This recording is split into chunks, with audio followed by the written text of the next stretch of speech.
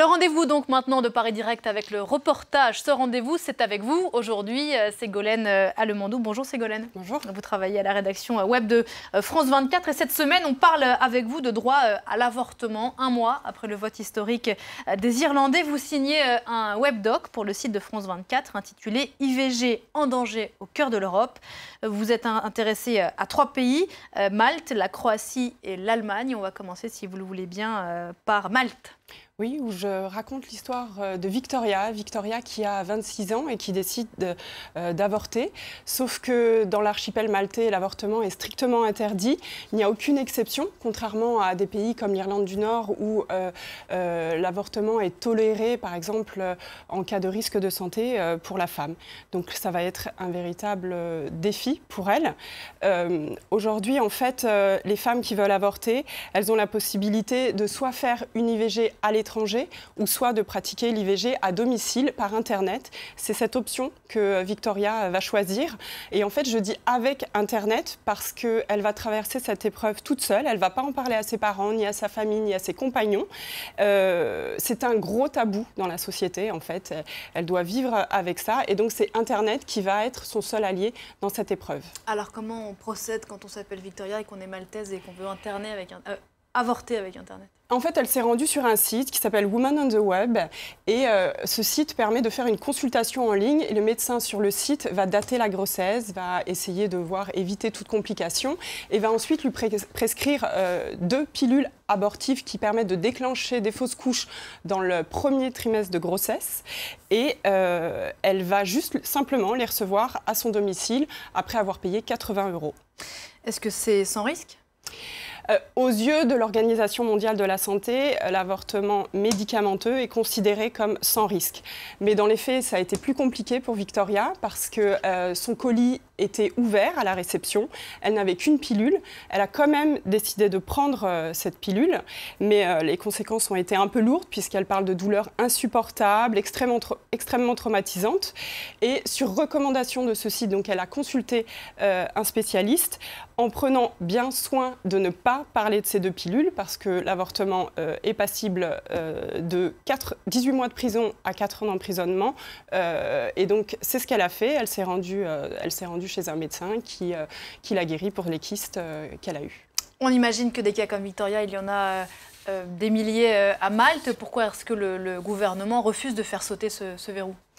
Le gouvernement socialiste évolue sur beaucoup de questions sociétales, donc c'est un gros paradoxe parce que Malte fait figure de modèle européen en matière de droits LGBT par exemple. Il a beaucoup évolué depuis 2014 sur ce sujet, mais les observateurs que j'ai pu rencontrer, avec qui j'ai pu discuter, expliquent que parler de l'avortement, ce serait un suicide politique parce que la société n'est pas prête à ouvrir le débat. Le débat commence en ce moment même à s'ouvrir dans la société. Vous êtes intéressé à un autre pays, très catholique lui aussi, c'est la Croatie. Quelle est la situation là-bas ? Alors en Croatie, il y a effectivement les mouvements anti-IVG sont très présents alors que l'avortement est légalisé depuis 40 ans. Alors, il se trouve qu'ils sont très présents sur Internet. Donc, j'ai pu rencontrer Natalia. Natalia, elle a 26 ans, elle a 3 enfants. Et quand elle découvre qu'elle est enceinte pour la 4e fois, elle décide d'avorter. Donc, elle se rend sur Internet. Elle remplit comme mot-clé avortement, sauf qu'elle tombe sur une clinique privée qui est en fait un organisme anti-IVG qui va la conduire dans un organisme anti-IVG et qui va la faire changer d'avis. Et ce mouvement est de plus en plus influent, c'est ce que vous avez pu constater ? Oui, il y a 3 indicateurs qui nous permettent de dire que c'est de plus en plus présent dans le pays. Le premier, c'est que de plus en plus de gynécologues refusent de pratiquer l'avortement dans les hôpitaux publics. On parle de 55% de gynécologues qui refusent de le faire. Alors qu'il est légal. Alors que c'est légal. Le deuxième point, c'est la mobilisation dans les rues, parce qu'il y a beaucoup de manifestations, que ce soit devant les hôpitaux, des rassemblements de prières notamment, un organisme qui s'appelle 40 jours pour la vie, qui organise 2 fois par an des rassemblements de prières devant les hôpitaux aux alentours de Pâques et de la Toussaint. Et c'est très très fort. Et le troisième point, c'est la révision de la loi. Sous la pression de l'Église catholique, le Conseil constitutionnel a demandé au Parlement de réviser la loi et la nouvelle mouture devrait être prête pour le printemps 2019. Alors, autre pays européen dans lequel l'avortement est légal, c'est l'Allemagne. Mais là encore, vous l'avez constaté sur le terrain, les mouvements anti-IVG prennent de plus en plus de place. Oui, et cette fois-ci, ils s'attaquent à des gynécologues. Et voilà, la docteure Christina Hanel que j'ai pu rencontrer, elle exerce aux alentours de Francfort. Elle a été condamnée à 6 000 € d'amende pour avoir informé sur son site internet le protocole de l'avortement. Parce qu'il faut expliquer qu'en fait, la loi en Allemagne interdit de faire la promotion de l'avortement. Donc depuis, elle milite pour que cette affaire qui a ouvert les yeux à beaucoup d'Allemandes, en fait, les Allemandes ne se rendaient pas compte que c'était interdit de faire la promotion de l'avortement, mais aussi que l'avortement lui-même était interdit sous certaines conditions autorisées, c'est-à-dire avant la 12e semaine de grossesse.